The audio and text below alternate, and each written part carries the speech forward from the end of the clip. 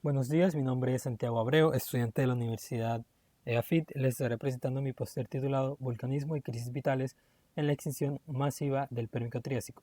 Para este se usaron de base dos papers, el primero titulado Evidence for Volcanism and Weathering During the Permian Triassic Mass Extinction, Formation Osmium Isotope Record, y el segundo Multiple Permian Triassic Life Crisis on Land and at Sea.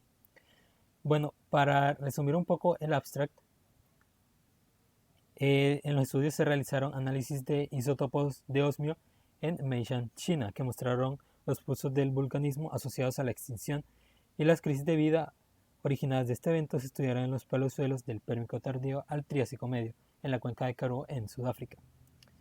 Bueno, para introducir y contextualizar un poco, la gran extinción ocurrió hace aproximadamente 252 millones de años durante el Pérmico tardío. En ella aproximadamente el 95% de las especies desaparecieron.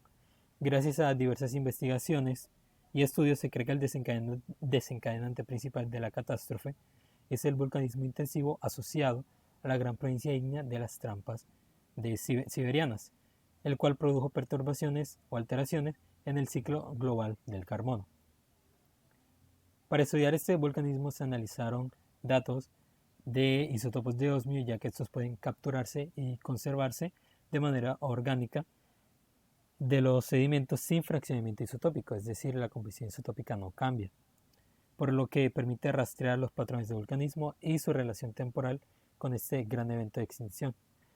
Para realizar eso, se utilizó un espectrómetro de masa, que es el que se ve aquí, para el cual mide la relación entre la masa y la carga de los iones en la fase gaseosa, es decir, la distribución de las moléculas de una sustancia en función de su masa.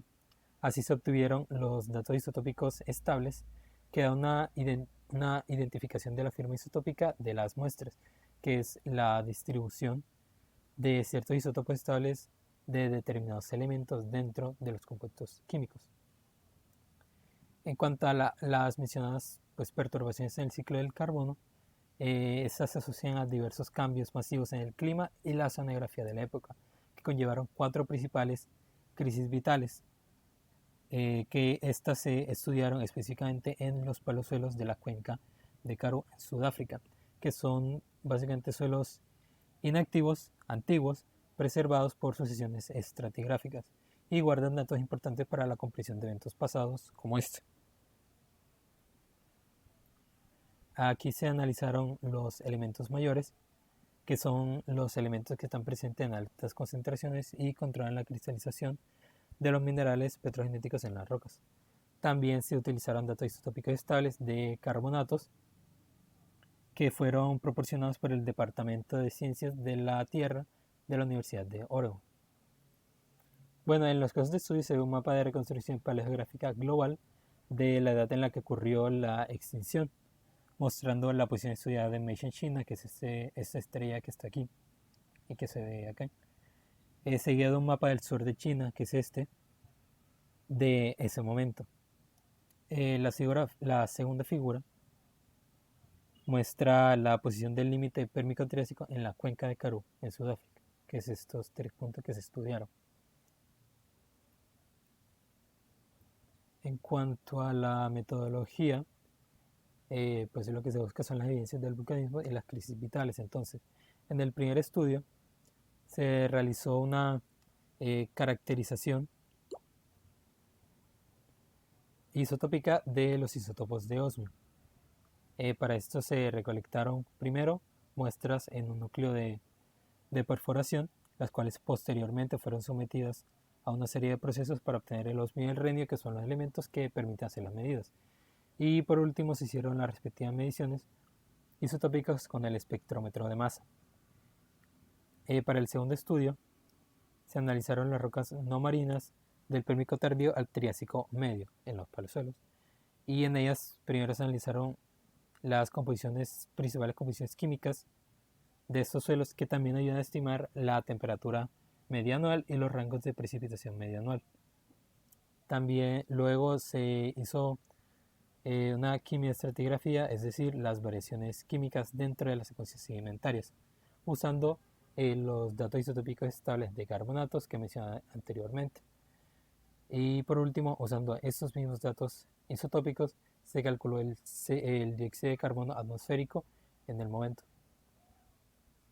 Bueno, en cuanto a los resultados obtenidos, la primera figura es del primer estudio que muestra aquí la distribución de los isótopos de carbono 14, aquí de osmio, este es de el osmio 192, también los isótopos de zinc, litio y por último el estroncio a lo largo de pues, el límite pérmico triásico.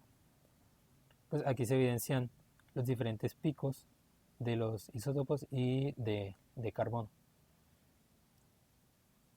En la segunda figura, esta es la tabla de los análisis químicos de los suelos mostrando la distribución de elementos mayores y menores en los suelos.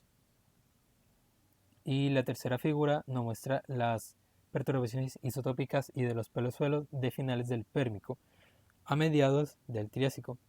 Aquí se ven las variaciones también de las precipitaciones, la alteración química, también la temperatura media anual. Aquí están las precipitaciones, variaciones químicas, temperatura media anual y el dióxido de carbono atmosférico. Y aquí se muestra pues la relación entre esos datos y lo comparan con los datos isotópicos que se obtuvieron en Meishan, China.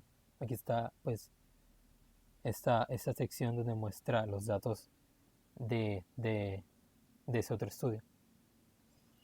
Bueno, pasando a la discusión, en esta primera figura, que es del primer estudio, se comparan los valores del osmio no radiogénico que se obtuvieron en este estudio y los compara con los de la región de Opal Creek en Canadá, que fue otro estudio aparte que referencian aquí, pues que en este estudio se evidenció un desplazamiento radiogénico en el Triásico temprano que no fue muestreado en el estudio de Opal Creek, que es uno que se hizo anteriormente.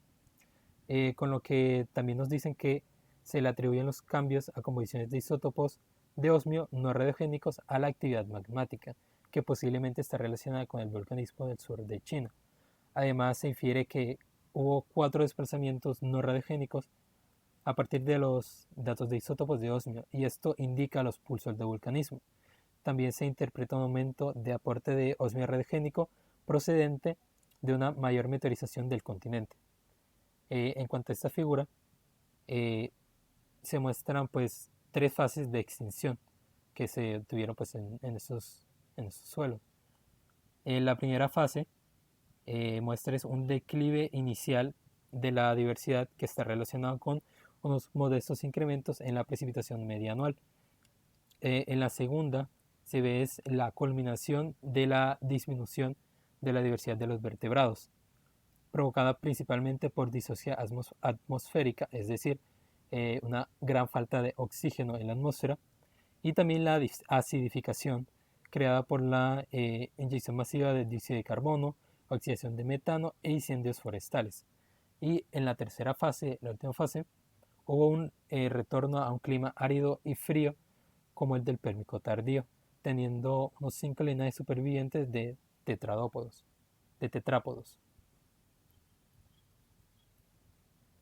Bueno, para terminar, las principales conclusiones que se sacaron son: la primera es que hay una relación de causa-efecto entre el volcanismo y el evento de extinción masiva. Además, el cambio de isótopos de osmio radiogénico en el Triásico temprano demostró una mayor tasa de meteorización en respuesta al dióxido de carbono masivo liberado por la actividad volcánica. También concluimos que el registro del Pérmico Triásico mostró un aumento en la estacionalidad de las precipitaciones y también de la gravedad de incendios e inundaciones en respuesta al dióxido de carbono atmosférico. Y hubo un cese de estos aumentos cuando se llegó al pico de dióxido de carbono y en la fase posterior a esto. También esos picos de dióxido de carbono generaron graves consecuencias para la respiración de los vertebrados y la raíz de las plantas que se encontraban en los humedales.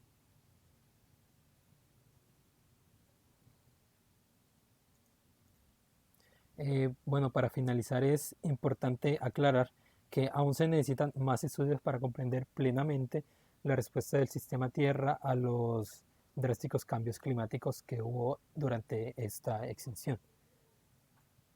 Bueno, aquí pueden escanear este código QR para ver las referencias bibliográficas y un pequeño glosario con algunos términos para que se entienda mejor.